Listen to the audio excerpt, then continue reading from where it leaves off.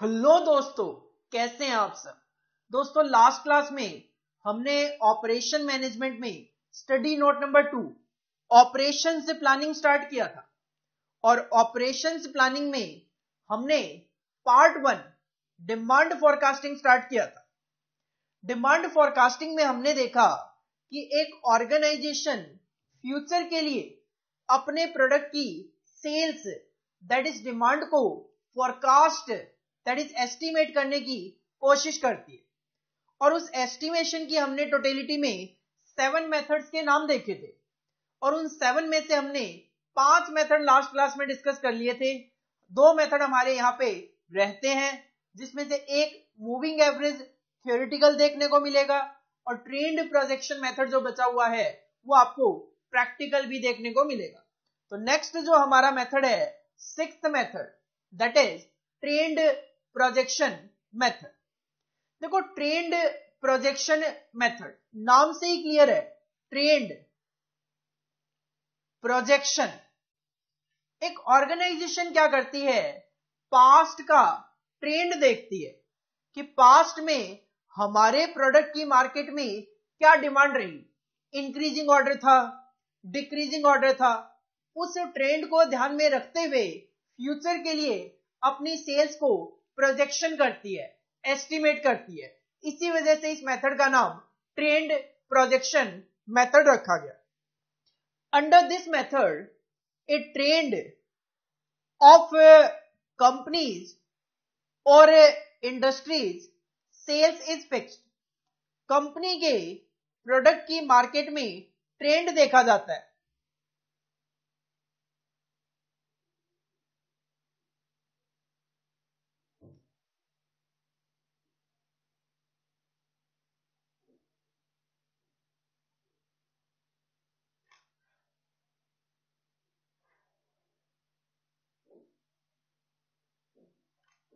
Under this method, a trend of companies or industry sales is fixed with the help of historical data. Historical data मतलब past data के basis पे हम trend देखते हैं relating to sales which are collected, observed or recorded at successive intervals of time.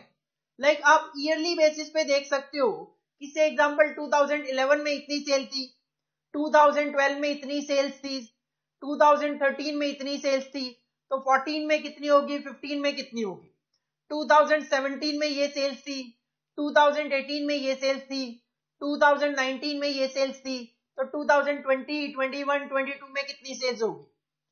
Such data is generally referred to as time series. ये जो historical data होता है जिसके बेसिस पे हम फ्यूचर की सेल्स को एस्टिमेट करने जा रहे हैं, इस डेटा को टाइम सीरीज बोला जाता है। The changes in value of sales is found out. हम देखते हैं कि 2017 से 18 में क्या चेंज आया, 18 से 19 में क्या चेंज आया, वो हम चेंज फाइंड आउट करते हैं। द स्टडी में show that the sales sometimes are increasing. आप देखोगे कभी सेल्स बढ़ रही है एंड सम टाइम डिक्रीजिंग, तो कभी सेल कम हो रही है। But a general trend in the long run will be either upward और डाउनवर्ड। लेकिन लॉन्ग रन में अगर हम हिस्ट्री देखें तो उस सिचुएशन में आपको कहीं ना कहीं एक ट्रेंड दिखाई देगा जो कि या तो ऊपर की तरफ सेल जाती हुई दिखाई देगी या फिर सेल नीचे की तरफ जाती हुई दिखाई देगी। It can not be both ways. Long run में वो ऐसा नहीं होगा, कभी इंक्रीजिंग कभी डिक्रीजिंग। जैसे अगर मैं मान लो 10 साल का डेटा पिक करके चलूं, तो 10 साल में अगर 7 टाइम्स मैं देखूं कि हाँ सेल बढ़ रही है और 3 बार मैं देखूं कि कम हो रही है, तो कहीं ना कहीं लॉन्ग रन में तो वो इंक्रीजिंग ऑर्डर ही माना जाएगा। This trend is called secular trend. जब आप वहां से एक ट्रेंड फाइंड आउट कर लेते हो कि सेल का ट्रेंड अपवर्ड है या फिर डाउनवर्ड है, तो उस ट्रेंड को सेक्युलर ट्रेंड बोला जाता है, one sided trend. The sales forecast with the help of this method are made on the assumption that the same trend will continue in the future. Of course हम ये assume करते हुए चलते हैं past में जो हमारी सेल का ट्रेंड था वो फ्यूचर में भी कंटिन्यू रहेगा। तो ट्रेंड प्रोजेक्शन मेथड में हम पास्ट ट्रेंड के बेसिस पे फ्यूचर की सेल को एस्टिमेट करने की कोशिश करते हैं। अब हमें इसके लिए पास्ट के ट्रेंड को एनालाइज करना पड़ता है। इसको हम बोलते हैं कैलकुलेशन ऑफ ट्रेंड, ट्रेंड की कैलकुलेशन करना। जब हम पास्ट डेटा के बेसिस पे एक ट्रेंड फाइंड आउट करने की कोशिश करते हैं तो उस ट्रेंड को हम बोलते हैं यहाँ पे कैलकुलेशन ऑफ ट्रेंड। इसके लिए हमें कुछ डेटा चाहिए और वो डेटा क्या क्या हमें रिक्वायर्ड होगा। सबसे पहले find time deviations. Time deviations को यहाँ पे सिंबल x से इंडिकेट किया जाएगा ऑफ ईच पीरियड। हमें हर एक पीरियड का टाइम डेविएशन देखना है। किससे? From a certain period. हमें एक सर्टन पीरियड फिक्स करना है। मान लो से एग्जांपल में डेटा पिक करके चल रहा हूं 5 इयर्स का, 2011, 2012, 2013, 2014 और 2015, 5 साल है। मुझे इन पांचों में से एक ईयर को सर्टेन पीरियड मानना पड़ेगा। मान लो से एग्जांपल में कहता हूं मिड ईयर मैंने कंसीडर किया 2013, तो मैं क्या देखूंगा, बाकी जो ईयर है 2011, 2012, 2014 और 2015, उनका 2013 जो मैंने एक सर्टेन पीरियड एज्यूम किया उससे क्या डेविएशन है। लाइक मैं 2011 माइनस 2013 करूंगा, 2 साल का डेविएशन है। 2012 माइनस 2013 करूंगा, -1 का डेविएशन। 2014 में से 2013 माइनस करूंगा, +1 का डेविएशन। 2015 में से 2013 माइनस करूंगा, +2 का डेविएशन। तो इस तरीके से हमें टाइम डेविएशन फाइंड आउट करने हैं, जिसको हम सिंबल x से इंडिकेट करेंगे। And then find the sum of time deviation. और ये जो टाइम डेविएशन आप कैलकुलेट करोगे इसका हमें सम अप करना है। तो हमने टाइम डेविएशन को x से इंडिकेट किया, तो सम इंडिकेट किया जाता है सिग्मा से, तो हम सम को इंडिकेट करेंगे सिग्मा x से। सर कैसे? वो हम अभी डेटा के थ्रू एनालाइज करेंगे। तो पहले x टाइम डेविएशन, उसका addition sigma x। Second point, square the time deviation. Time deviation था x, तो उसका स्क्वायर करना है, x square of each period. हर एक पीरियड का x स्क्वायर कर लो and then find the sum of squares of each period. और ये जो x स्क्वायर आपने कैलकुलेट किया है हर एक पीरियड का, उसका भी सम अप कर लो, तो आपको मिल जाएगा सिग्मा x स्क्वायर। x चाहिए, सिग्मा x चाहिए, x का स्क्वायर सिग्मा x का square. Then multiply time deviation, मतलब x को मल्टीप्लाई करो with the sales of each period individually. Sales को यहां पे इंडिकेट किया जाता है y से। तो इसका मतलब आपको टाइम डेविएशन को सेल्स से मल्टीप्लाई करना है। तो जब आप x को y से मल्टीप्लाई करोगे तो आपको xy मिलेगा इंडिविजुअली हर साल का, और उसके बाद आपने क्या कर देना है, इसको ऐड कर देना है, उसका भी सम अप कर देना है। Add the product of the column to find out X Y, जो भी आपने कैलकुलेट किए होंगे उसका एडिशन करोगे तो आपको सिग्मा एक्स वाई मिल जाएगा। और उसके बाद हम एक ट्रेंड अप्लाई करने की कोशिश करते हैं to find the trend, that is Y sales. मान लो आपके पास 2011 से 15 तक का डेटा है और आप 2016, 17, 18 के लिए सेल्स कैलकुलेट करना चाह रहे हो, तो उसके लिए हम एक इक्वेशन अप्लाई करते हैं, that is y will be equal to a plus B x. y is equal to a plus B X. The value of ये जो x है ये तो टाइम डेविएशन है ही, y सेल्स आप कैलकुलेट करना चाह रहे हो, तो इसका मतलब मुझे a और b की जरूरत है। तो the value of a and b may be determined, हमें a और b की वैल्यू फाइंड आउट करनी पड़ेगी। सर कैसे? दो तरीके हैं, दो मेथड्स हैं a और b की वैल्यू को कैलकुलेट करने के। may be determined by either of the following two ways. एक मेथड है डायरेक्ट मेथड और एक है इनडायरेक्ट मेथड. सर ये ए और बी क्या इंडिकेट करते हैं? जो ए है वो इंडिकेट करता है एवरेज को और बी इंडिकेट करता है रेट ऑफ ग्रोथ. जैसे आप इकोनॉमिक्स में पढ़ते हो, इकोनॉमिक्स में जब आप कंजम्पशन फंक्शन अप्लाई करते हो तो वहां पे इक्वेशन अप्लाई होती है C is equal to A plus B Y. Economics की मैं बात करूं तो वहां पे हम अप्लाई करते हैं कंजम्पशन फंक्शन में C is equal to A plus B Y, जहां पे C is the consumption, A होता है एक कांस्टेंट फिगर. तो यहां पे भी A जो है वो एक कांस्टेंट डिमांड है कि इतनी तो मार्केट में डिमांड होगी ही होगी. प्लस B वहां पे होता था MPC, marginal propensity to consume, कि आपकी इनकम कितनी होगी तो उस इनकम का कितना प्रोपोर्शन आप कंज्यूम करते हो. बिल्कुल वैसे ही यहाँ पे टाइम डेविएशन क्या होगा, उस टाइम के बेसिस पे कितनी मेरी यहाँ पे सेल जनरेट होगी. That is indicated by B. Rate of growth किस पे डिपेंड करेगी? टाइम पे. टाइम के साथ साथ आपका रेट ऑफ ग्रोथ अप्लाई होता जाएगा. तो A इज इक्वल टू वो Y is equal to A plus B X. Sir steps थोड़े से कंफ्यूजिंग है. अगर स्टेप्स कंफ्यूजिंग है तो सिंपल मैं कहूंगा आप माइंड में एक बार के लिए फिलहाल फॉर्मूला रखो, Y is equal to A plus B X. Here Y will be the sales, हमें कैलकुलेट करनी है. A plus B X, X is the time deviation फिलहाल के लिए, A is the average, B is the rate of growth. याद कर लिया sir, Y is equal to A plus B X. अब ये जो A और B कैलकुलेट करने हैं, इनको कैलकुलेट करने के दो मेथड हैं, डायरेक्ट और इनडायरेक्ट.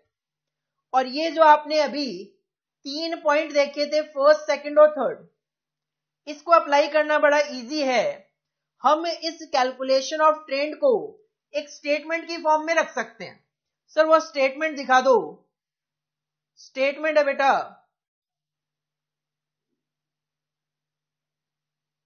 ये वाला. मैंने आपको कहा कि हमें x से फाइंड आउट करना है और उसका सम अप करके सिग्मा x निकालना है. हम क्या करते हैं, कंप्यूटेशन ऑफ ट्रेंड वैल्यूज के लिए एक स्टेटमेंट बनाते हैं जिसमें 5 कॉलम आपको मैक्सिमम देखने को मिल सकते हैं. ईयर 2011, 12, 13, 14, 15 से एग्जांपल. टाइम डेविएशन हम लिखेंगे. सेल्स क्वेश्चन बताएगा कुछ ईयर्स की, कुछ ईयर्स की हम फाइंड आउट करेंगे. एक्स का स्क्वायर कर लेंगे, एक्स को वाई से मल्टीप्लाई करेंगे, एक्स वाई आ जाएगा. अब देखो जरा जो स्टेप्स मैंने आपको बताए वो, सर एक्स इसमें आ जाएगा, इसका एडिशन करेंगे सिग्मा एक्स. वाई क्वेश्चन में गिवन होगा, एक्स का स्क्वायर करके लिखेंगे, उसका एडिशन करेंगे, सिग्मा एक्स स्क्वायर आ जाएगा. एक्स को वाई से मल्टीप्लाई करके लिखेंगे और उसका एडिशन करेंगे, सिग्मा एक्स वाई आ जाएगा. तो हमें वहां पे जो मैंने आपको स्टेप बताए, या तो वो स्टेप याद कर लो या फिर ये स्टेटमेंट ऑफ ट्रेंड वैल्यू याद कर लो. Years, time deviation indicated by x, sales indicated by Y, x square, x y. Automatically आपको sigma x square, sigma y, sigma x y ये सारे फाइंड आउट हो जाएंगे. और फाइनली हमें अप्लाई करना है y is equal to A plus B X. X हम फाइंड आउट कर लेंगे यहां से, y हमें कैलकुलेट करना है. a प्लस बी जो है that is values of a and b, ये डिपेंड करेगी सर हम कौन सा मेथड अप्लाई करने जा रहे हैं, डायरेक्ट मेथड या फिर इनडायरेक्ट मेथड. डायरेक्ट या इनडायरेक्ट मेथड करवाने से पहले अभी तक जो हमने डिस्कशन किया है मैं उसको क्रक्स में आपके सामने रख देता हूं. Trend projection method. On the basis of past trend हम फ्यूचर की सेल्स को एस्टिमेट करने की कोशिश करते हैं. इसके लिए इक्वेशन है y is equal to a plus B x. इसके लिए हमें कुछ कंपोनेंट की जरूरत होती है, जिसके लिए हम एक स्टेटमेंट ऑफ ट्रेंड वैल्यू बनाते हैं। Year, time deviation indicated by x, sales indicated by Y, x square and X Y. बस अभी तक आप अपने माइंड में ये रखो। सर ए और बी की वैल्यूज को कैलकुलेट करने की दो मेथड है। First one is direct method and second one is indirect method. किसी भी मेथड में मूव ऑन करने से पहले मैं ये चाहूंगा आप अभी तक जो हमने डिस्कशन किया है उसको अपनी कॉपी में नोट करें। हेडिंग पुट करो ट्रेंड प्रोजेक्शन मेथड। सबसे पहले ये फर्स्ट 3 पॉइंट्स आप कॉपी कर लो।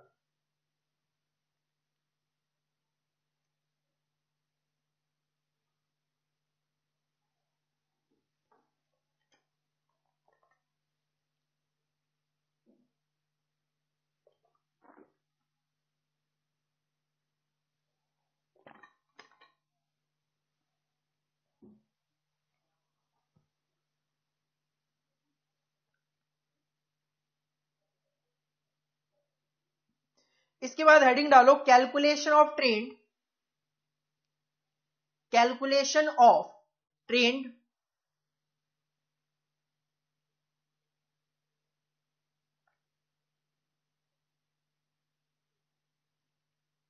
और ये सारा मैटर आप कॉपी कर लो।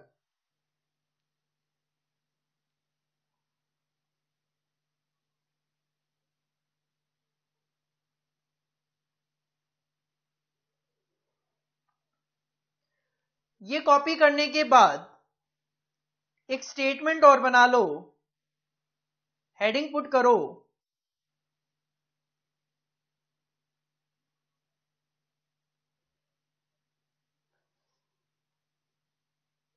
कंप्यूटेशन ऑफ ट्रेंड वैल्यूज, और ये एज ए फॉर्मेट आप कॉपी कर लो इसको, ताकि आपको ये भी ध्यान रहेगा कि जो हमने स्टेप्स लिखे हैं उनको इजीली तरीके से हमें स्टेटमेंट की फॉर्म में एग्जाम में प्रेजेंट करके आना है।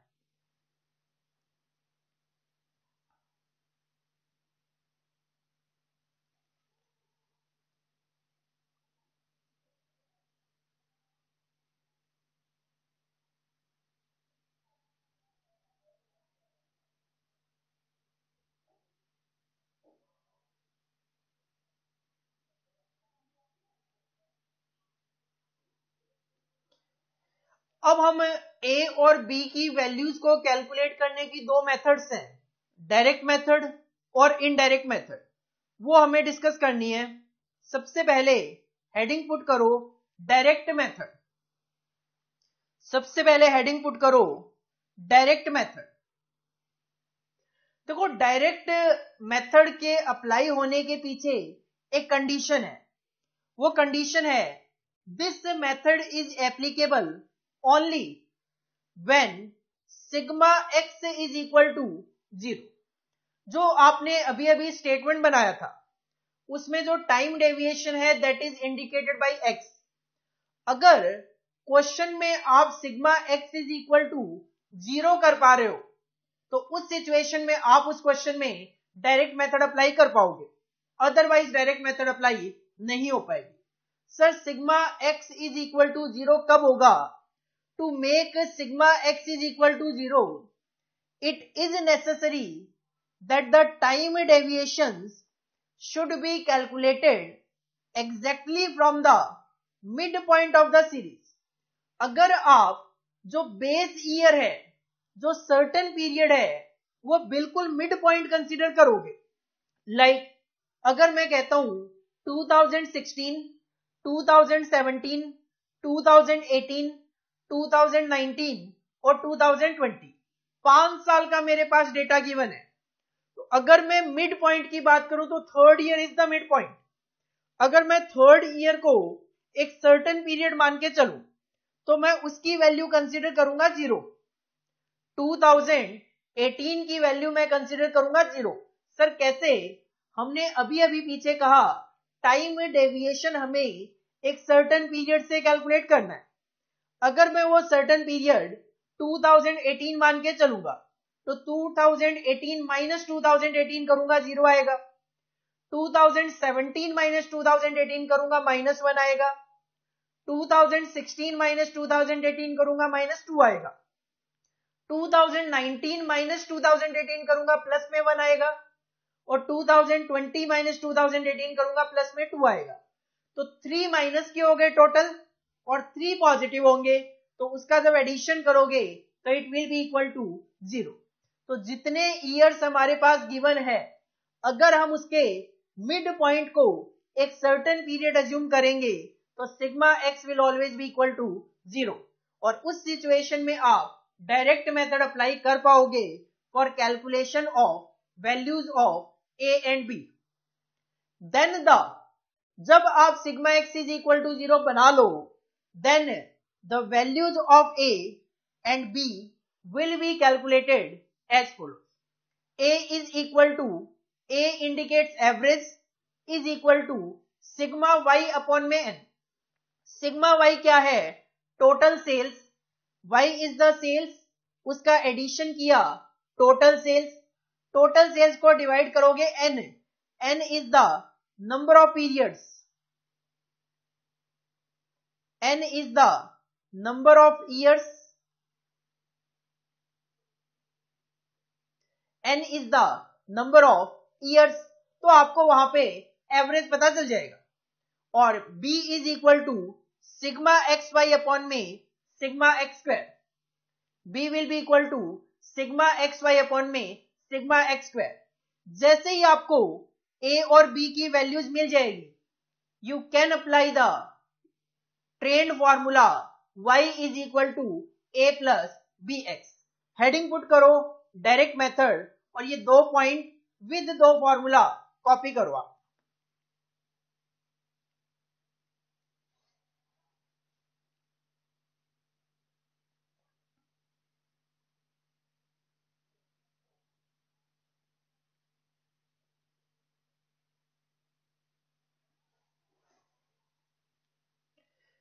इसके बाद इनडायरेक्ट मेथड है, मूविंग एवरेज मेथड है, criteria of a good forecasting method है, और उसके बाद कुछ क्वेश्चंस है।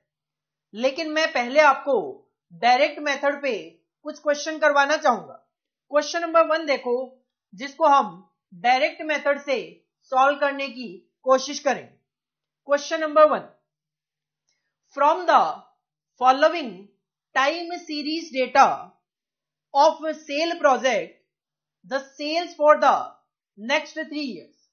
क्वेश्चन कहता है हमने आपको एक टाइम सीरीज का डेटा दिया है और उसके बेसिस पे आप सेल प्रोजेक्ट करो अगले 3 सालों के लिए। इसका मतलब आपको 2001 से 2007 तक का डेटा गिवन है, आपको 2008, 2009 और 2010 की सेल्स को एस्टिमेट करना है।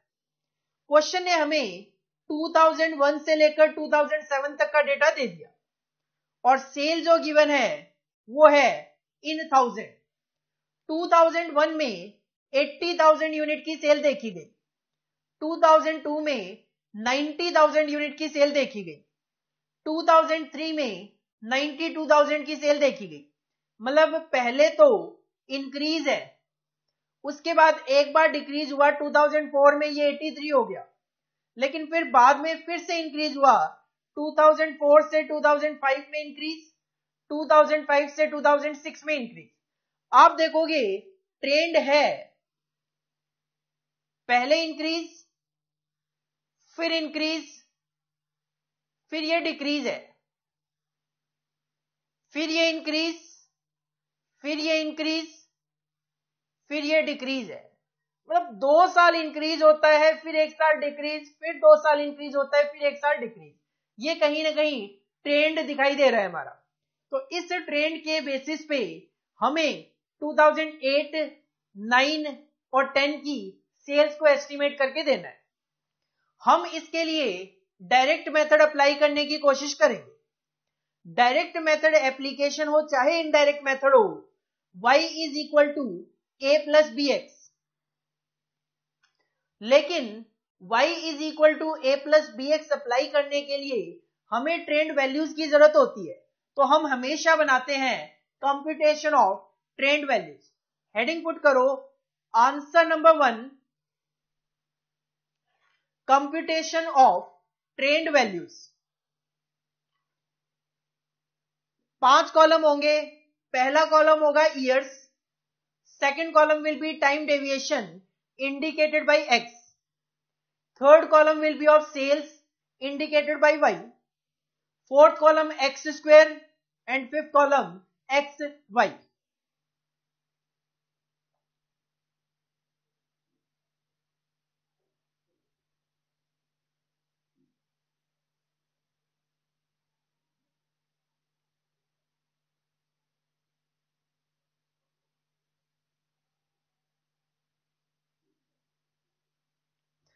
एज पर क्वेश्चन 7 ईयर्स गिवन है, तो मैं यहां पे ईयर्स में 7 ईयर्स लिख सकता हूं। 2001, 2002, 2003, 2004, 2005, 2006 एंड 2007। अब अगर मुझे डायरेक्ट मेथड अप्लाई करना है तो ये जो x होगा इसका जो समअप होगा that is sigma x, that should be equal to 0। Year है मेरे पास 7। अगर मैं मिड की बात करूं तो मिड होगा आपका 2004।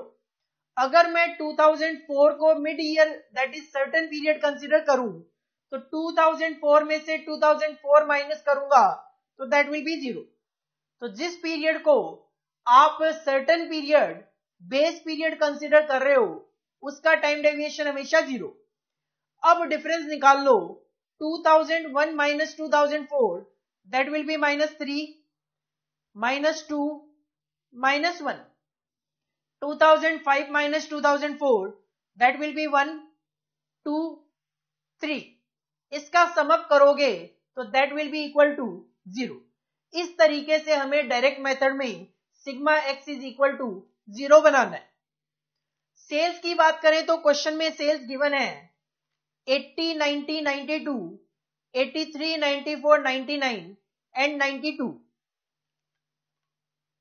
80, 90, 92, 83, 94, 99 एंड 92। अगर इस कॉलम का टोटल कर लिया जाए तो that will be sigma y. Sigma y की हमें जरूरत पड़ेगी जब हम a is equal to sigma Y upon में n करेंगे। तो इसका टोटल कर लो,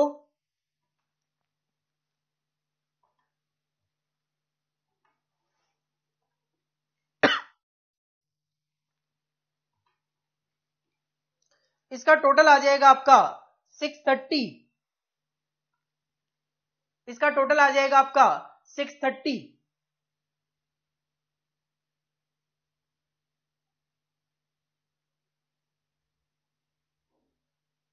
इसके बाद एक्स स्क्वायर, एक्स है आपका -3, स्क्वायर विल बी 9, 2 का स्क्वायर 4, 1, 0, 1, 4 एंड 9। इसका समअप कर लिया जाए तो that will be sigma x square, that will B 28। और लास्ट कॉलम में हमें चाहिए x Y.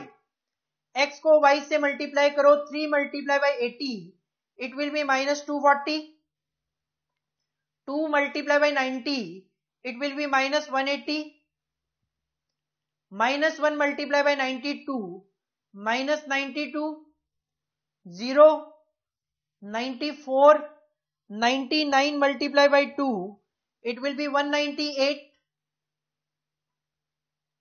92 multiply by 3 that will be 276। इस कॉलम का टोटल किया जाए तो that will be sigma xy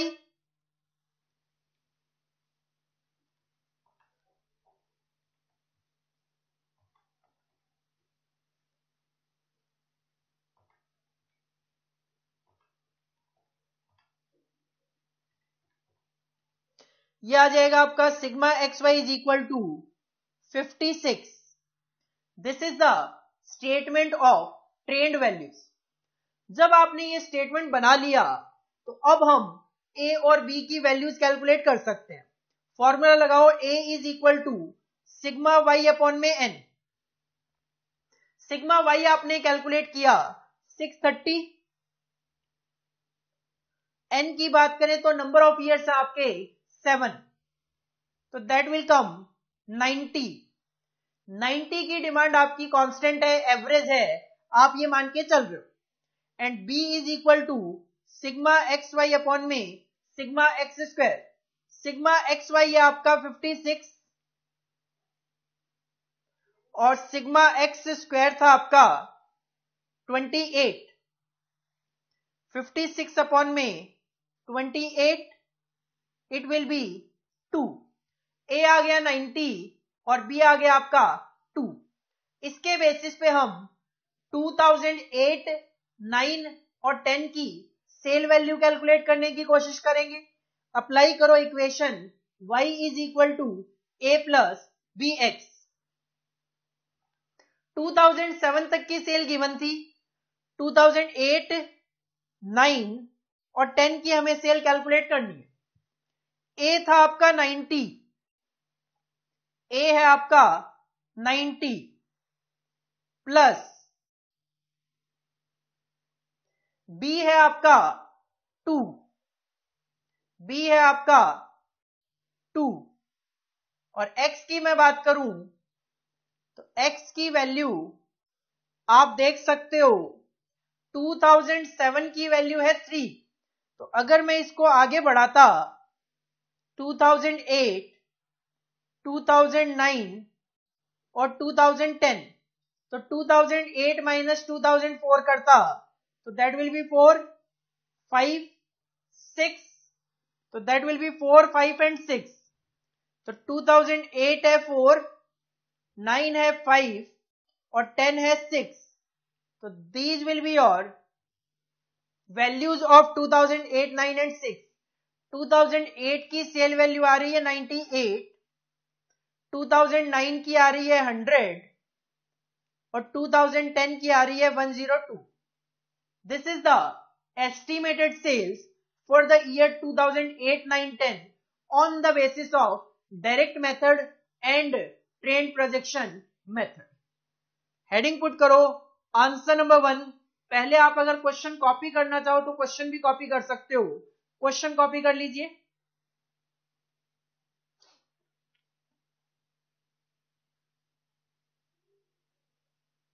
और अगर आपके पास क्वेश्चंस हैं ऑलरेडी, आपने परचेज की है क्लासेस, बुक्स वगैरह में है क्वेश्चन आपके पास, तो आप डायरेक्ट आंसर कॉपी कर सकते हो. हेडिंग पुट करो answer number 1. This is your first slide. इसको आप कॉपी कर लीजिए.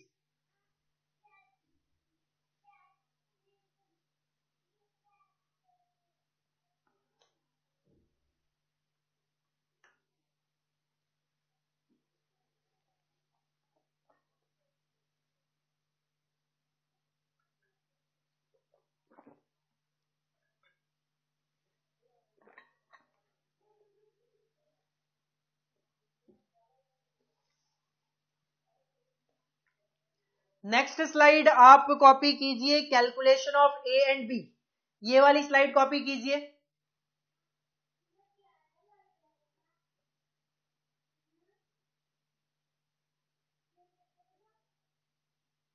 इसके बाद आप कॉपी कीजिए y is equal to A plus B x की स्लाइड्स.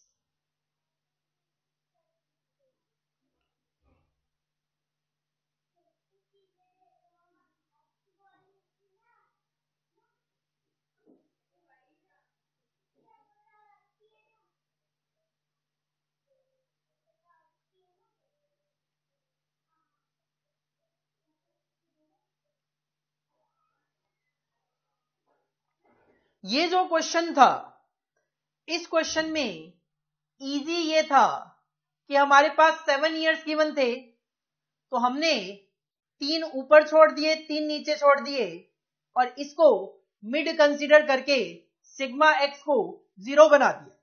लेकिन अगर किसी क्वेश्चन में ईयर केवल गिवन है 6 और मैं उसमें भी डायरेक्ट मेथड अप्लाई करना चाहूं तो सर किस तरीके से करूं? क्वेश्चन नंबर सेकंड देखो, question number second, from the following time series data of sale project the sale for the next 5 year. आपके पास अगेन टाइम सीरीज गिवन है, 6 साल का डेटा 2002 से 2007 और हमें सेल प्रोजेक्ट करनी है अगले 5 सालों के लिए 2008, 9, 10, 11 और 12, अगले 5 सालों के लिए सेल प्रोजेक्ट करनी है। ईयर गिवन है 2002 से 7 और सेल गिवन है मेरे पास लैक्स में 100, 110, 115, 120, 135 एंड 140। सर इस सिचुएशन में आप डायरेक्ट मेथड कैसे अप्लाई करो? देखो कुछ भी हो, हमें स्टेटमेंट ऑफ ट्रेंड वैल्यूज तो बनाना है। तो पहले एक बार मैं अगर अपना स्टेटमेंट बनाना शुरू करूं, computation of trend values, heading put करो आंसर नंबर 2, हेडिंग पुट करो answer number 2, computation of trend values, bracket में जो अजम्पशन है एक बार लिख लो, मैं इसको अभी समझाऊंगा आपको। Assumed time deviation 6 month is equal to 1 period. मैं यहां पे एक पीरियड 1 साल को नहीं, मैं यहां पे एक पीरियड 6 महीने का अज्यूम करके चलूंगा। 5 कॉलम में आप कैलकुलेशन करोगे, year, time deviation indicated by x, sales indicated by y, then x square and finally x y. में भी कुछ स्टूडेंट समझ गए होंगे कि सर ने 1 period is equal to 6 month assume किया है, तो कुछ स्टूडेंट शायद समझ गए होंगे sigma x is equal to 0 कैसे बनेगा, बट फिर भी समझाना है मुझे, अभी बाकी है।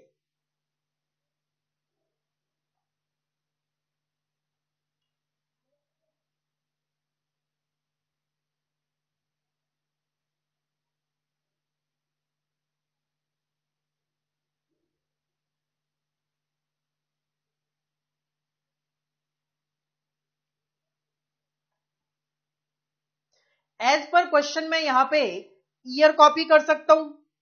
ईयर है 2, 3, 4, 5, 6, 7, 2002। टेबल में तो हम उतने ही ईयर कंसीडर करेंगे जितने क्वेश्चन में गिवन है, 2004, 2005, 2006 एंड 2007। सेल्स गिवन है वो भी कॉपी कर लेते हैं वाई कॉलम में, 100, 110, 115, 120, 135, 140, 100, 110, 115, 120, 135 एंड 140।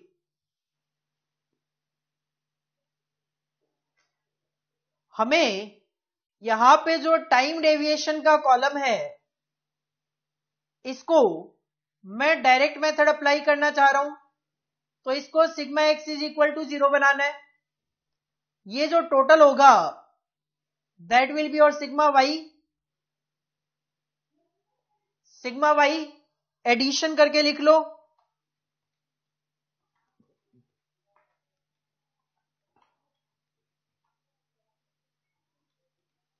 720, 720।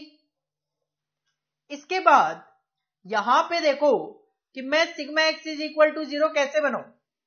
मैंने यहां पे एक अजम्पशन ली कि 1 period is equal to 6 months, 1 period is equal to 6 months. ये मेरे पास डेटा गिवन है 2002 से लेकर 2007 तक का। देखो अगर मेरे पास 2002 है, अगर मैं 6 महीनों की बात करूं तो 2002 में एक की बजाय 2 पीरियड होंगे, एक जनवरी से लेकर 30 जून और 1 जुलाई से लेकर 31 दिसंबर।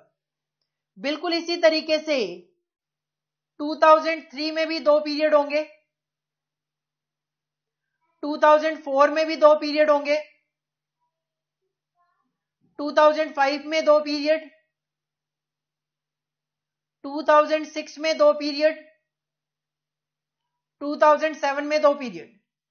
ये दो पीरियड कैसे हैं? मैं 6 महीने को एक पीरियड मान के चल रहा हूं, तो हर साल में 2 पीरियड। ये है 2, 2 4, 2 6, 2 8, 2 10 और 2 12। कहीं ना कहीं ये जो 2004 के बाद ये 2005 है, 2004 में ये जो 2 पीरियड हैं ये रहे होंगे 1 जनवरी से 2004, 1 जनवरी 2004 से 30 जून 2004। इसी तरीके से दूसरा पीरियड रहा होगा 1 जुलाई 2004 से 31 दिसंबर 2004। इसी तरीके से 2005 में 1 जनवरी 2004 से 30 जून, 1 जनवरी 2005 से 30 जून 2005 और 1 जुलाई 2005 से 31 दिसंबर 2005। 2 पीरियड 4, ये है 5, ये है 6 पीरियड, ये है 7, ये है 8, ये 2 मिला के 10 और ये 2 मिला के 12। अगर मैं 2004 और 2005 के बीच में, मतलब 2 पीरियड ये छोड़ दिए, 2 पीरियड ये छोड़ दिए 4, 1 पीरियड इसका छोड़ दिया 5, इधर 2 2 4 छोड़े पहले, तो इधर भी ये 2 छोड़ दिए, इधर भी ये 2 छोड़ दिए 4। अब ये है मेरे 4 पीरियड। 2004 के बाद और 2005 का आधा, 2004 के बाद और 2005 का आधा।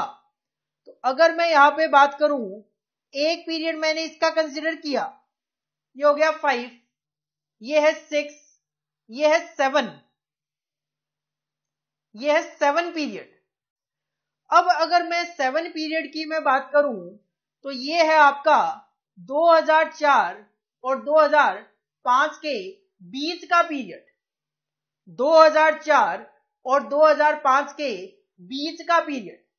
अगर मैं 2004 और 2005 के बीच के पीरियड की बात करूं और मैं इसको अगर मिड पॉइंट कंसिडर करके चलूं, 2004 और 2005 के बीच में अगर मैं इसको एक mid period, that is certain period consider करके चलूं, तो that will B 0, that will B 0।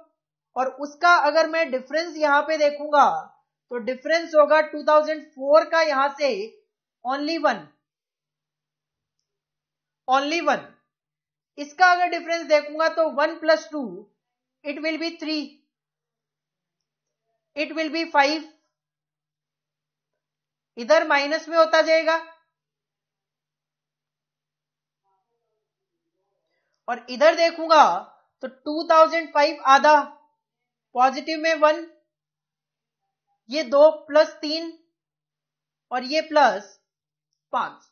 तो अगर मैं 2004 और 5 के बीच में जो भी पीरियड होगा उसको यहां पे अगर मिड पीरियड 0 एज्यूम करके चलूं, तो उस सिचुएशन में 2004 एंडिंग -1, यहां से मैं एज्यूम कर रहा हूं तो 2004 एंडिंग -1, 2003 एंडिंग -3, 2002 एंडिंग -5।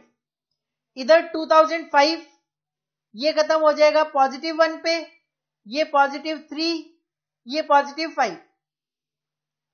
समझ पा रहे हो?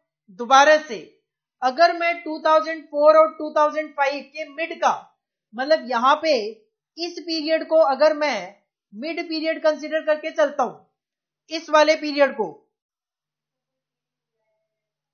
तो अगर मैं इसको 2004 के एंड से कंपेयर करूंगा तो दैट विल बी -1, क्योंकि मैं 6 महीने का एक पीरियड कंसीडर करके चल रहा हूं, तो यहां से कंपेयर करूंगा तो दैट विल बी 6 मंथ -1।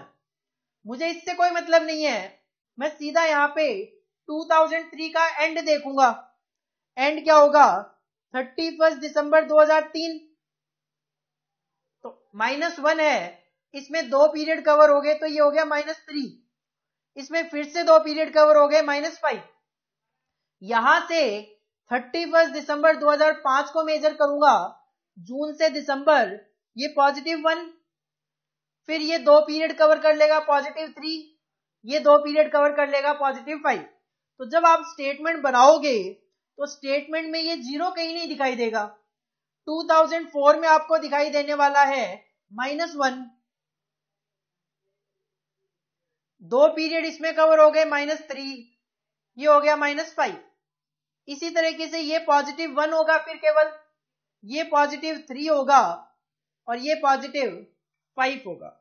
मैंने मिड किसको अज्यूम करा है? मिड है मेरा ये वाला पीरियड, 30 जून 2005, 1 जनवरी 2005 से लेकर 30 जून 2005 मेरा मिड है।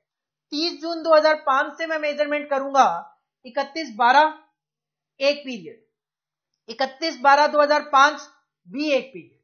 अब पूरा साल कंसीडर करूंगा तो पूरे साल में 2 बार 6 महीने आएंगे, तो 2 पीरियड आपके कवर होते रहे। इस तरीके से आप sigma x is equal to 0 बना सकते हो अगर आपके पास जो नंबर ऑफ ईयर्स गिवन है वो नंबर ऑफ ईयर्स इवन में हो, 2, 4, 6, 8।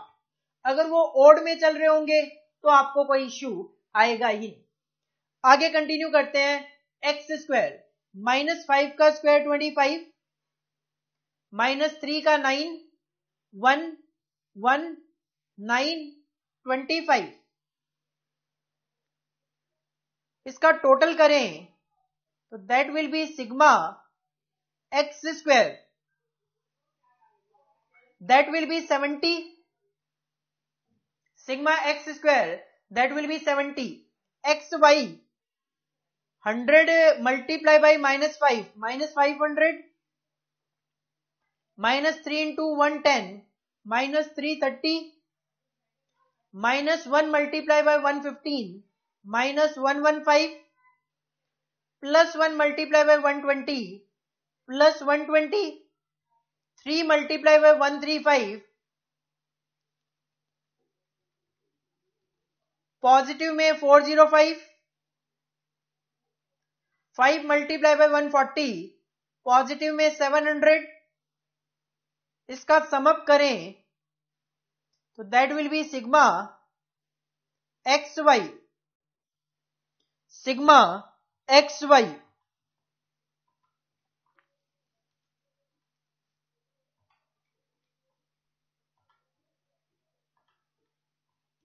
and the total will come 285.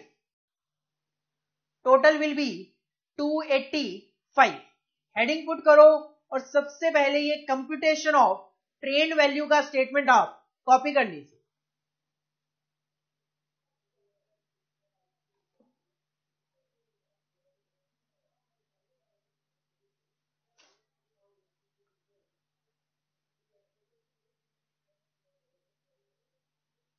इसके बाद पहले हम कैलकुलेट करेंगे ए और बी की values. A is equal to sigma Y upon में एन। सिग्मा वाई है आपका 720 और N that is number of years है आपके 6, तो इट विल बी 120।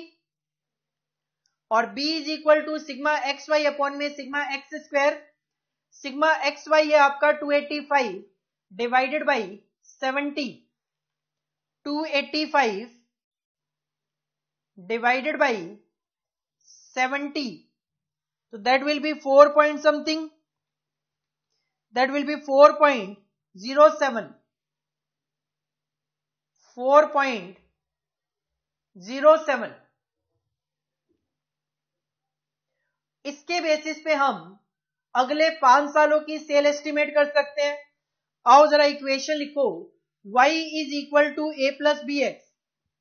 एज पर क्वेश्चन हमारे पास 2007 तक का डेटा गिवन था, हमें 2008, 9, 10, 11 और 12 के लिए कैलकुलेशन करनी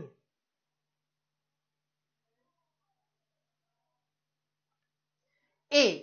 ए कैलकुलेट होके आया है आपका 120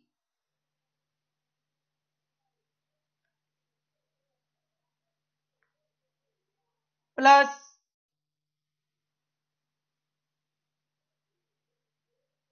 बी कैलकुलेट किया आपने 4.07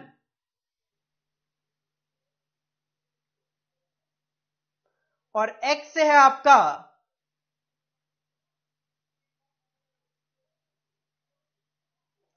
x होगा आपका 2007 तक ये +5 है, तो 2008, 9, 10, 11, 12 दो बढ़ते जाएंगे, तो दैट विल बी 7, 9, 11, 13, 15। तो 7, 9, 11, 13 and 15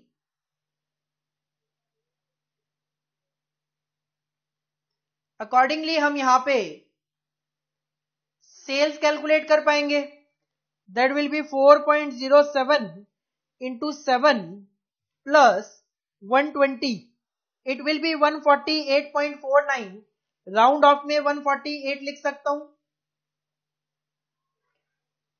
4.07 multiply by 9 plus 120, that will B 156.63। Round of में 157 आप लिख सकते हो। 4.07 multiply by 11 plus 120, 164.77। Round of में आप 165 लिख सकते हो। 4.07 multiply by 13 plus 120, 172.91। Round of में आप 173 लिख सकते हो। And 4.07 multiply by 15 plus 120, 181.05। Round of में आप 181 लिख सकते हो। That will be your estimated cell for the next 5 years on the basis of trend projection method, direct method. Heading put करो। अगर क्वेश्चन कॉपी करना है तो पहले आप क्वेश्चन कॉपी कर सकते हो, और अगर आपके पास क्वेश्चन है तो हेडिंग पुट करो आंसर नंबर 2 और ये स्लाइड आप कॉपी कर लीजिए।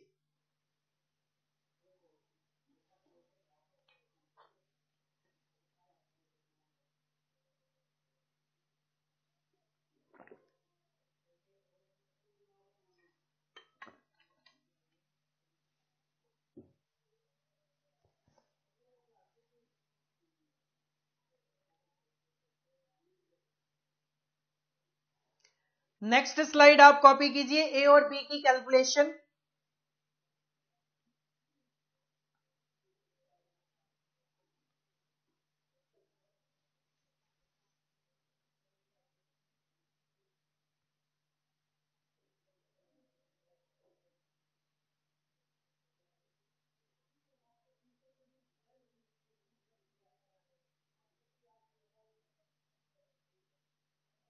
और उसके बाद y is equal to a plus B x.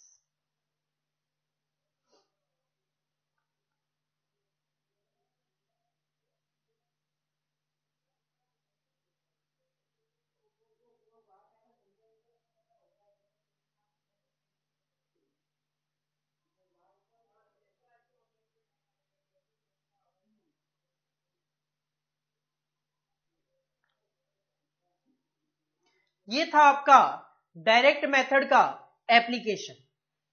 इसके बाद नेक्स्ट मेथड है हमारा ए और बी की वैल्यूज को कैलकुलेट करने का, दैट इज इनडायरेक्ट मेथड। देखो इनडायरेक्ट मेथड में इक्वेशन थोड़ी सी अलग है। This method can be applied in both the cases, चाहे sigma x is equal to 0 बने ना बने, डजेंट मैटर, इनडायरेक्ट मेथड हर सिचुएशन में अप्लाई हो सकता है। तो अगर आपको लगता है कि जो क्वेश्चन नंबर सेकंड में हमने डायरेक्ट मेथड का एप्लीकेशन किया वो अगर आपके लिए कंफ्यूजिंग है तो आप उस क्वेश्चन को एग्जाम में इनडायरेक्ट मेथड से भी सॉल्व कर सकते हो।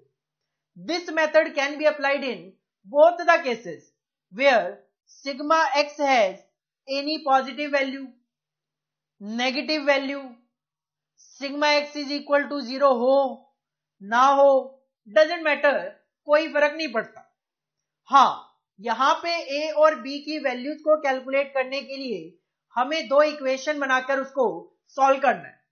The values of a and b are calculated by solving the following two equation. Sigma y is equal to n a plus b sigma x. Sigma Y आपने statement of trend value में calculate किया था। N है number of periods या quantity किसी भी चीज की। ए वही जो हमें ए की वैल्यू कैलकुलेट करनी है, बी की वैल्यू हमें कैलकुलेट करनी है। Sigma x statement of trend value में था। दूसरी इक्वेशन है sigma x y is equal to a sigma x plus b sigma x square. Sigma x y statement of trend value से मिल जाएगा। ए की वैल्यू हमें कैलकुलेट करनी है, sigma x statement of trend value से मिल जाएगा। बी की वैल्यू कैलकुलेट करनी है, सिग्मा एक्स स्क्वायर आपको स्टेटमेंट ऑफ ट्रेंड वैल्यू से मिल जाएगा। तो सब कुछ वही होगा, केवल और केवल आंसर का तरीका अलग होगा। हेडिंग पुट करो इनडायरेक्ट मेथड और ये दो लाइन कि इनडायरेक्ट मेथड किसी भी सिचुएशन में अप्लाई हो सकता है और दो इक्वेशन कॉपी कर लीजिए।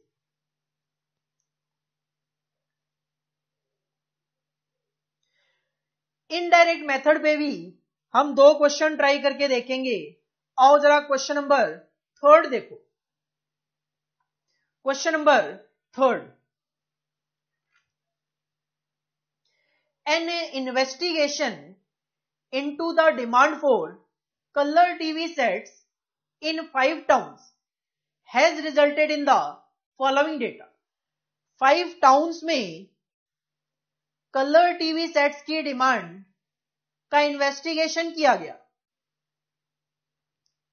Population of the town in lakhs, town की पॉपुलेशन दी गई है लैक्स में, जिसको यहां पे एक्स से इंडिकेट किया गया है, और नंबर ऑफ टीवी सेट्स की क्या डिमांड है वो थाउजेंड्स में गिवन है, जिसको सिंबल वाई से इंडिकेट किया गया। एक टाउन में इन्वेस्टिगेशन हुआ जहां पे 5 लाख की पॉपुलेशन थी और 9,000 टीवी की डिमांड एस्टिमेट की गई। एक टाउन जहां पे 7 लाख की पॉपुलेशन थी, 13,000 टीवी की डिमांड देखी गई। एक टाउन जहां पे 8 लाख की पॉपुलेशन थी, 11,000 टीवी की डिमांड देखी गई। एक टाउन जहां पे 11 लाख की पॉपुलेशन थी, वहां पे 15,000 कलर टीवी सेट्स की डिमांड देखी गई। और एक टाउन जहां पे 14 लाख की पॉपुलेशन थी, वहां पे 19,000 कलर टीवी डिमांड देखी गई। क्वेश्चन चाहता है estimate the demand for colour TV sets for 2 towns. 5 town की पॉपुलेशन और टीवी की डिमांड गिवन है। क्वेश्चन चाहता है हम 2 टाउन की कैलकुलेशन करके दें जिसकी पॉपुलेशन 10 लाख और 20 लाख है। आप ऊपर देखोगे पॉपुलेशन में 10 लाख और 20 लाख नहीं है, तो हमें इन पॉपुलेशन और इन डिमांड के बेसिस पे ये बताना है कि 10 लाख जहां पॉपुलेशन होगी वहां टीवी की डिमांड कितनी होने की उम्मीद है, और जहां पॉपुलेशन 20 लाख की होगी वहां कलर टीवी सेट्स की डिमांड क्या होने की उम्मीद है। और इसको हम सॉल्व करेंगे इनडायरेक्ट मेथड से। आप देखोगे कि आप इस क्वेश्चन को डायरेक्ट मेथड से सॉल्व कर ही नहीं सकते। क्यों डायरेक्ट मेथड से सॉल्व नहीं कर सकते? क्योंकि डायरेक्ट मेथड में नॉर्मली आपको एक टाइम डेविएशन दिखाई देता है, जबकि यहां पे आपको टाइम डेविएशन दिखाई नहीं देगा। तो कहीं ना कहीं आप देख सकते हो कि जो टाइम डेविएशन वाले क्वेश्चन है, मैं उनको चाहूं तो डायरेक्ट मेथड से चाहूं तो इनडायरेक्ट मेथड से सॉल्व कर सकता हूं, लेकिन जो क्वेश्चन टाइम डेविएशन के नहीं है मैं उनको इनडायरेक्ट मेथड से ही सॉल्व करूंगा। आओ जरा सॉल्व करने की कोशिश करते हैं, और इसके लिए सबसे पहले आप बनाओगे computation of trend values. Heading put करो आंसर नंबर 3,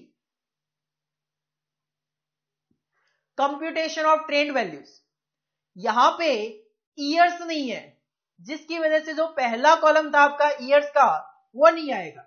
तो आप यहां पे लिखोगे population in lakhs that is indicated by x, sales indicated by y, then x square and then xy. Population 5, 7, 8, 11, 14. 5, 7, 8, 11 and 14. Sales 9, 13, 11, 15, 19. 9, 13, 11, 15, 19। यहां पे आप x का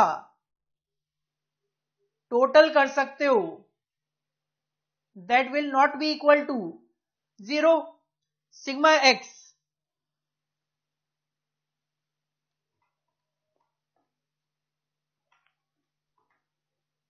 $45 sigma x is equal to 45।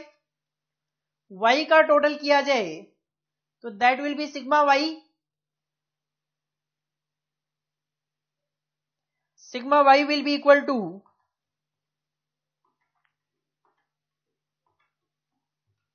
67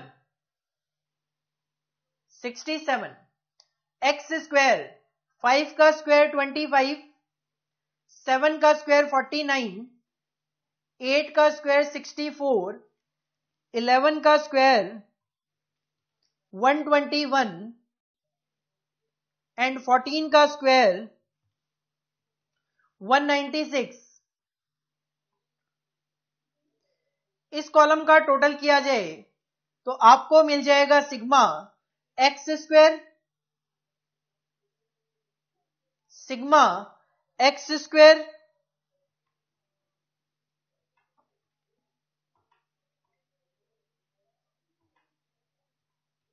that will be 455। x को y से multiply करेंगे, 5 multiply by 9 45, 13 multiply by 7 91, 11 multiply by 8 88, 15 multiply by 11 165, 14 multiply by 19 266। इसका addition करें तो हमें मिल जाएगा sigma x y, sigma x y that will be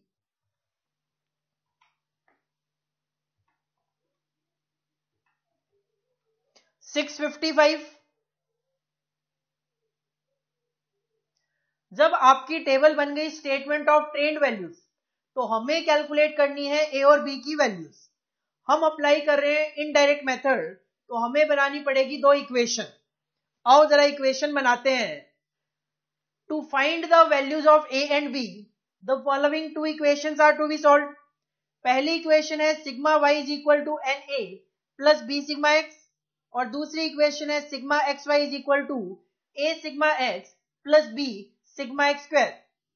sigma y देखो जरा, सिग्मा वाई आपने कैलकुलेट किया 67, तो 67 इज इक्वल टू एन है I think 5, 1 2 3 4 5, number of towns है 5, ए की वैल्यू आपको कैलकुलेट करनी है तो that will be 5a plus b sigma x. Sigma x है आपका 45, तो it will be 45b। Sigma x y, sigma x Y है 655, तो 655 is equal to a sigma x. Sigma x है 45, तो ये हो गया 45a plus b sigma x square, sigma x square था 455, तो दैट विल बी 455 बी। ये बन गई आपकी दो इक्वेशन। इस इक्वेशन को सॉल्व करके हमें ए और बी की वैल्यूज कैलकुलेट करनी। अगर मैं फर्स्ट इक्वेशन को 9 से मल्टीप्लाई कर लूं, अगर मैं फर्स्ट इक्वेशन को 9 से मल्टीप्लाई कर लूं तो 67 into 9 that will be 603 is equal to 5a multiply by 9, 45a plus 45b multiply by 9, it will be 405b। ये है 655 is equal to 45a plus 455b, sign change, ये हो गया कैंसिल, तो ये हो गया आपका 603 minus 655 that will be minus 52 is equal to 50b minus 50b, minus minus हो गया कैंसिल, तो b will be equal to 52 divided by 50, 52 divided by 50, ये आ जाएगा आपका 1.04। b की वैल्यू आ गई 1.04। एक इक्वेशन में, फर्स्ट इक्वेशन में ही अगर मैं रख लूं इस वैल्यू को, तो फर्स्ट इक्वेशन थी 67 is equal to 5a plus 45b, b की वैल्यू है 1.04। इसको सॉल्व कर लो तो 67 minus 45 into 1.04, 46.8 is equal to 5a, तो a is equal to 67 minus 46.8, it will be 20.2 divided by 5, 20.2 divided by 5 is equal to 4.04। तो a की value आ गई 4.04 और b की वैल्यूज आ गई 1.04। इसके बेसिस पे हम सेल्स कलर टीवी की जो डिमांड है उसको एस्टिमेट कर सकते हैं 10 लाख और 20 लाख पॉपुलेशन के लिए। आओ जरा y is equal to A plus B x, y is equal to A plus B x. जहां पे 10 लाख की पॉपुलेशन होगी, जहां पे 10 लाख की पॉपुलेशन होगी, वहां पे y that is demand of colour TV set will be equal to A. A आपने कैलकुलेट किया है 4.04 प्लस बी है आपका 1.04 मल्टीप्लाई बाई एक्स, एक्स है एक्स लेना है आपको, पॉपुलेशन लेनी है आपको 10 लाख की, 10 लाख की पॉपुलेशन के लिए, तो ये आ जाएगा आपका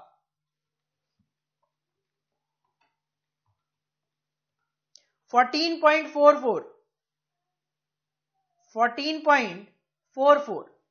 और यही अगर आप 20 लाख की पॉपुलेशन के लिए कैलकुलेट करें तो y is equal to a है 4.04, b है 1.04, 20 lakh is the population, तो 20 into 1.04 plus 4.04 that will come 24.84. These will be the population। और ये पॉपुलेशन की ये जो कलर टीवी की डिमांड की है ये फिगर्स है 1000 में, तो ऊपर है ये 14,000, 14.44 मल्टीप्लाई बाई 1000 है ये, तो ये है 14,440 और नीचे जो है वो है 24,840। तो इस तरीके से आप इनडायरेक्ट मेथड अप्लाई करके ए और बी की वैल्यूज अकॉर्डिंगली पॉपुलेशन के बेसिस पे डिमांड कैलकुलेट करते हुए चल सकते हैं। अगर क्वेश्चन है आपके पास तो बेटर है, नहीं है क्वेश्चन तो पहले आप क्वेश्चन कॉपी कर लीजिए।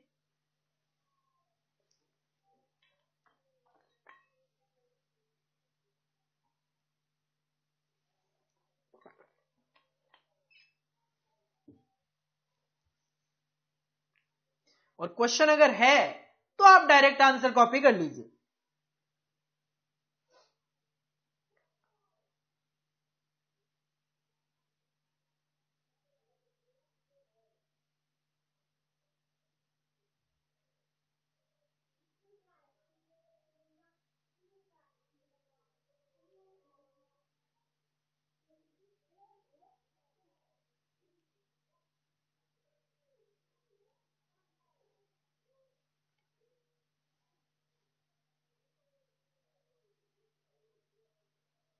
पहले स्लाइड ए प्लस बी नहीं करनी, ए और बी की वैल्यूज की कैलकुलेशन की स्लाइड जो है वो आप पहले कॉपी कर लें।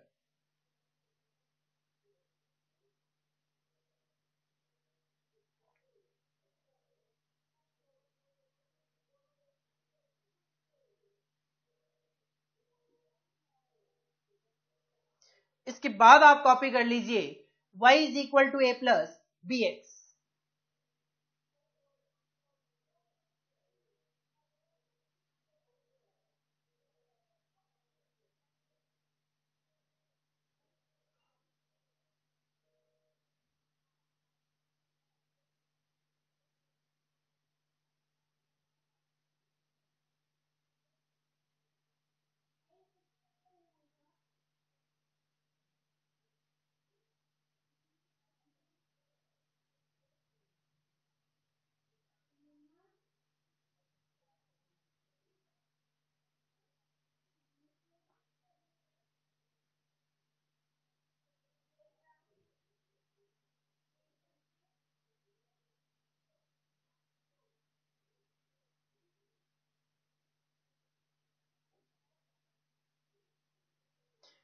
इसके बाद एक क्वेश्चन नंबर 4 और है, आप इस क्वेश्चन को कॉपी कर लीजिए और ये जो क्वेश्चन है ये है आपका होमवर्क। हालांकि नेक्स्ट क्लास में मैं इस क्वेश्चन को करवाऊंगा, डिस्कस करूंगा, बट बेटर ये है आप इस क्वेश्चन को खुद सॉल्व करके देखें ताकि आपको पता लगे कि क्या आप इक्वेशन को सॉल्व कर पा रहे हो मैथमेटिकली कि नहीं कर पा रहे, क्योंकि कुछ बच्चों को इक्वेशन सॉल्व करनी ही नहीं आती, इक्वेशन सॉल्यूशन में ही गलती करते हैं। तो आप इस क्वेश्चन को कॉपी कीजिए, खुद अपने आप एक बार घर पे करके देखो। आज की जो क्लास है वो हम यहीं पे फिनिश करते हैं। आज की क्लास में हमने एक method that is trend projection method का डिस्कशन किया। ट्रेंड प्रोजेक्शन मेथड का कहना है हम पास्ट जो ट्रेंड होता है उसको ध्यान में रखते हुए फ्यूचर की डिमांड को एस्टिमेट करने की कोशिश करते हैं। इक्वेशन अप्लाई की जाती है y is equal to A plus B x, जहां पे y indicate demand that is sales, A एक एवरेज अमाउंट को इंडिकेट करता है, एवरेज फिगर को इंडिकेट करता है, b is the rate of growth, x depending upon question to question क्या है। डायरेक्ट मेथड में नॉर्मली ये टाइम डेविएशन होता है, जबकि इनडायरेक्ट मेथड में एक्स इंडिकेशन क्या कुछ भी हो सकता है। डायरेक्ट मेथड की बात करें तो डायरेक्ट मेथड में ए और बी की वैल्यूज को कैलकुलेट करने के लिए हम स्टेटमेंट ऑफ ट्रेंड वैल्यू बनाते हैं, जिसमें 5 कॉलम कंसीडर करते हैं। Year, x that is time deviation, y is sales, x square, xy। इसको बनाने के बाद हम कैलकुलेट करते हैं a और b की value. a is equal to sigma y upon में n and b is equal to sigma xy upon में sigma x square। a और b की वैल्यूज कैलकुलेट करने के बाद हम a plus bx equation apply करके नेक्स्ट ईयर्स की डिमांड एस्टिमेट करते हैं। इनडायरेक्ट मेथड डायरेक्ट मेथड में केवल और केवल तभी एप्लीकेशन हो सकता है जब sigma x is equal to 0। Indirect method किसी भी सिचुएशन में अप्लाई किया जा सकता है, बट इनडायरेक्ट मेथड में दो इक्वेशन बनाकर सॉल्व करना पड़ता है।